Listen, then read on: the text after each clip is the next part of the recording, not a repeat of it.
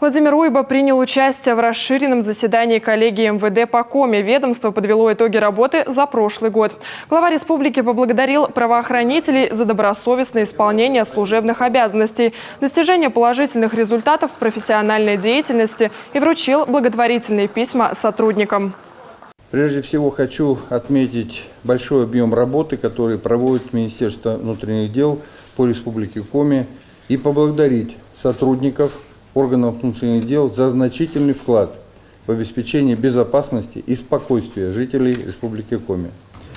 В 2022 году в связи со сложной геополитической обстановкой, проведением специальной военной операции на органы внутренних дел республики легла дополнительная нагрузка в вопросах поддержания правопорядка и обеспечения общественной безопасности.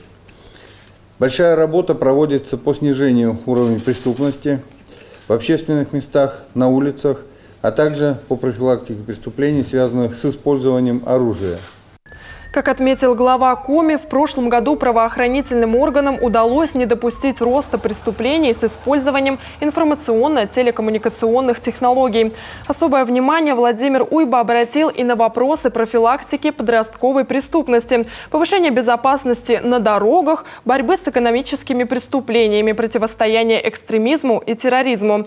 На обеспечение общественного порядка и противодействие преступности в прошлом году республика выделила более 7 миллионов рублей. В этом году регион продолжит содействовать правоохранительным органам. В целях профилактики подростковой преступности, к примеру, будет возобновлена работа технических секций по картингу и мотоспорту, которые будут вовлекать в занятия спортом трудных подростков и мотивировать их к ведению здорового образа жизни.